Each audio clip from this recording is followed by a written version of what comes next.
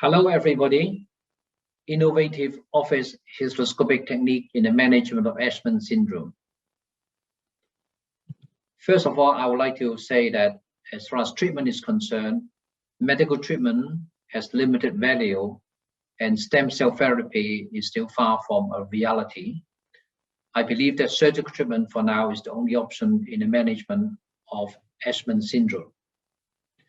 Before we cover the innovative techniques, I'd like to briefly summarize the currently available traditional techniques. The hot wire or diathermy is a rather popular technique, as in this case where there was significant marginal or side wall adhesions covering the endometrium, preventing the embryo from implanting into the uterus.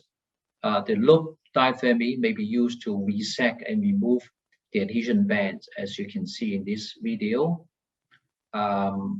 So it is very effective, very slick. Another example is using the point diathermy to cut into the adhesion bands, the adhesions in the side wall. And sometimes one may be able to make parallel rows of cuts into the side wall, a technique called the ploughing technique.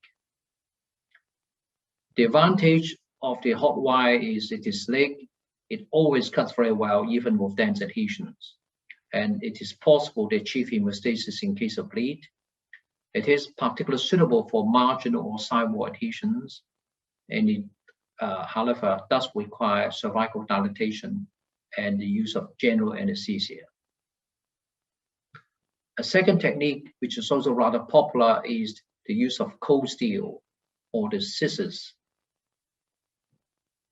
In this particular case of severe intrauterine depletions, causing almost complete obliteration of the uterine cavity, the introduction of a resectoscope is going to be very difficult, and the preceding cervical dilatation, even though under ultrasound guidance, may be associated with an increase in risk of perforation or forced passage. You will see that the scissors can be used to dissect as well as cut. It does take time though, but it is perceived to be safe. So the cold steel is slow but safe, and the entire procedure is under ultrasound, is under visual guidance as well as under ultrasound guidance as well. It is particularly suitable for endocervical and central adhesion bands, and cervical dilatation is not necessary because the hysteroscope that one used is much smaller than the resectoscope. I want to show you this another case of cold steel in the management of intrauterine adhesions. In this example, I've used a different type of scissors, a slightly shorter but stronger and heavier pair of scissors, because it can cut well, especially it can cut into rather dense adhesion bands. So depending on the pathology and the severity and how fibrous the adhesion bands are, you would be able to use different type of instruments, scissors, shorter scissors, or diathermy.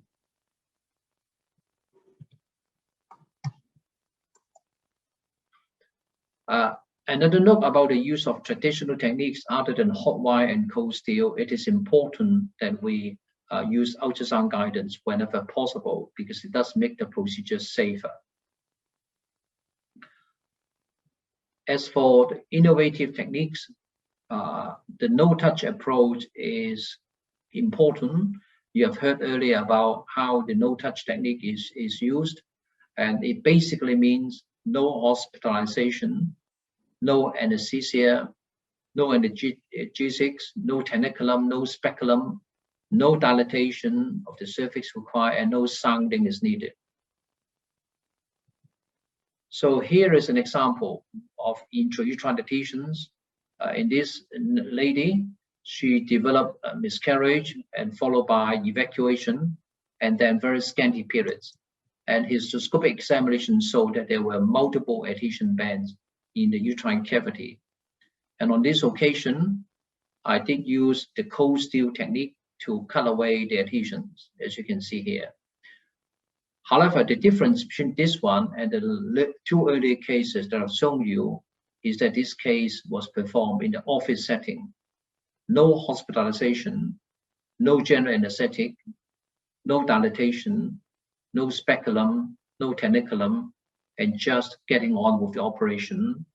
And I was able to completely remove all the adhesion bands successfully. And here is the appearance of the endometrial cavity 6 weeks after the procedure. You'll see that the cavity line looks normal with no evidence of recurrence of the adhesions.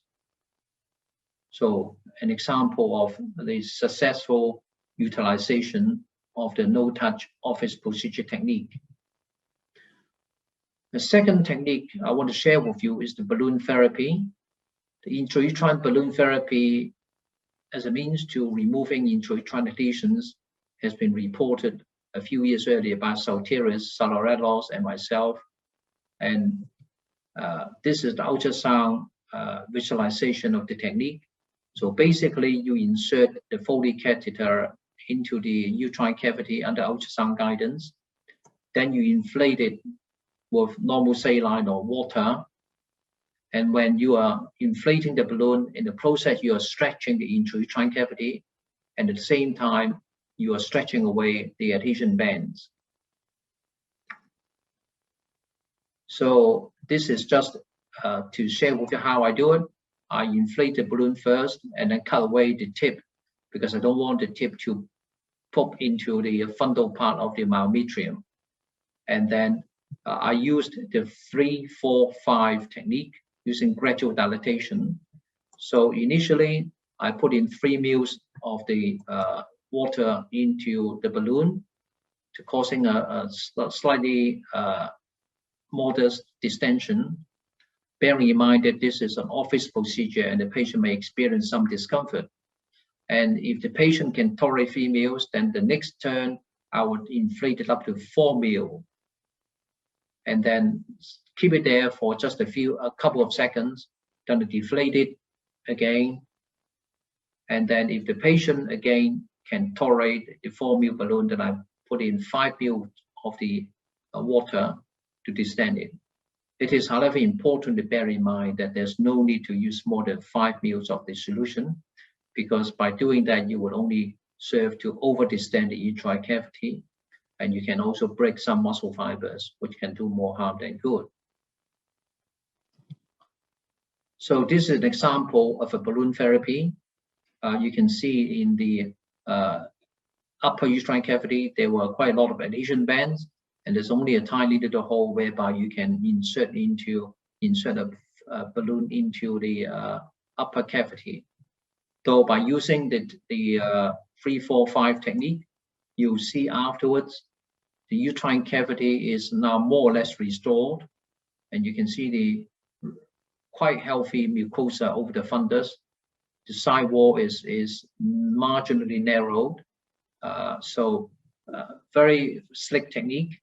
And this is the left ostium, and that's the right one.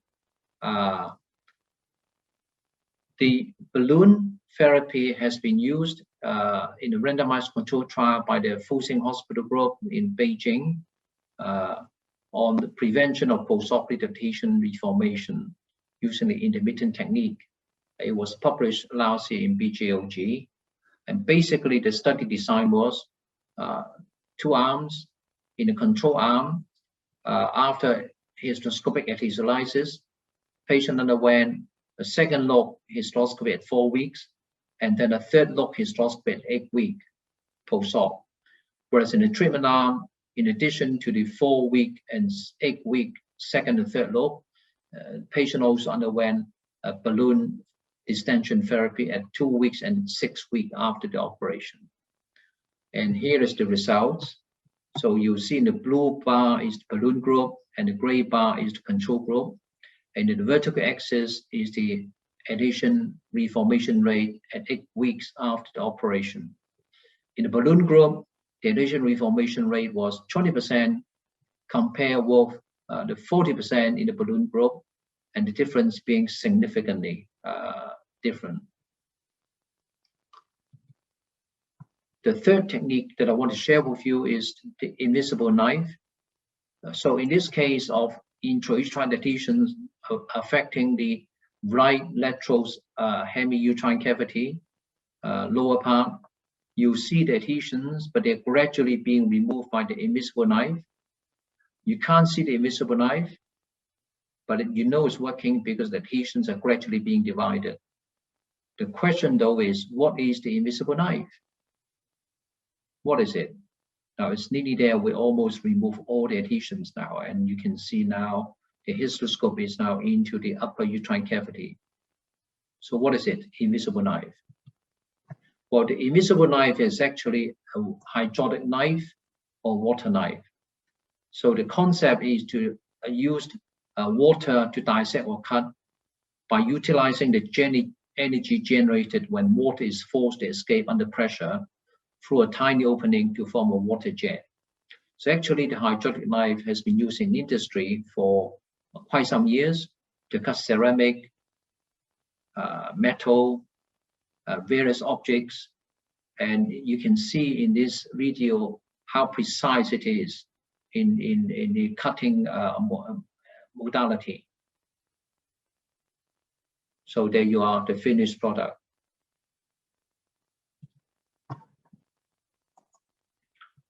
So how to make the water knife work? There are two tips. The first is to ensure that you use sufficient pressure. I know we use water pressure of 80 or 100 millimeter mercury when we are performing diagnostic hysteroscopy or operative hysteroscopy. But to use it as a water knife, we need to use a high pressure, sufficiently high, sometimes up to 250 or 300 millimeter mercury.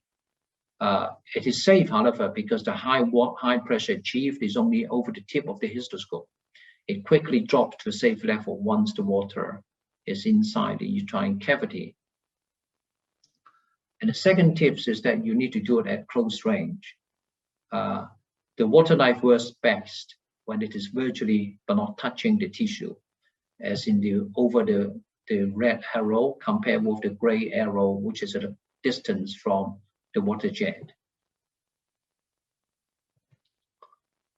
Fourthly, in terms of pain management, although it is not possible to use the various innovative office procedure techniques, there are times when the patient do experience significant pain and you would feel that you really cannot continue the procedure. So the options are then to defer the operation to a later day and do it under general anesthesia, or to use some form of anesthetic or analgesia. For example, the paracervical block, which I'm sure you're very familiar with, the non-steroidal, IV buscopan, IV sedation. Though once you use IV sedation, you need to keep the patient in the hospital for a few hours afterwards and monitor them. Music therapy, possible some benefit, and the topical anesthesia, which is the one that I want to share with you. This is a case of significant intrauterine depletions in the lower part of the uterine cavity as well as the upper endocervical canal. You can see that it is really causing near complete obliteration of the space. And at this point in time, when I'm trying to use the invisible knife to separate adhesions, the patient experienced very significant discomfort, and I was not able to continue any further. So the options are either to do it later on or to try and use a paracervical block, as some of you might have opted for. Though I have chosen to use the topical anesthesia. So at this stage, I stop the inflow of the water. Then I put some lidocaine gel through the inflow channel into the upper endocervical canal and leave it there for a couple of minutes for it to work on the mucosal surface of the endocervix, because it does take a bit of time for it to work. You have to be patient in this respect. And then after that, I connect it back to the water again, the normal saline again, and try to use the invisible knife again. And on this occasion, the patient was happy for me to proceed. And you see that the hysteroscope is now entering into the upper uterine cavity. So it does work. And I think the topical anesthetic using lidocaine is of particular value when the adhesions are in the upper endoesophageal canal and the lower uterine cavity.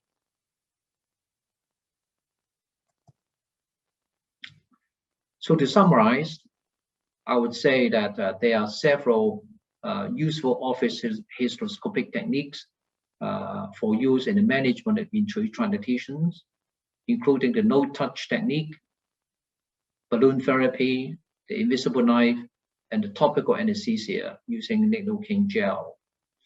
The choice of a particular technique really depends on the different types and location of intrauterine adhesions, and of course on individual preference.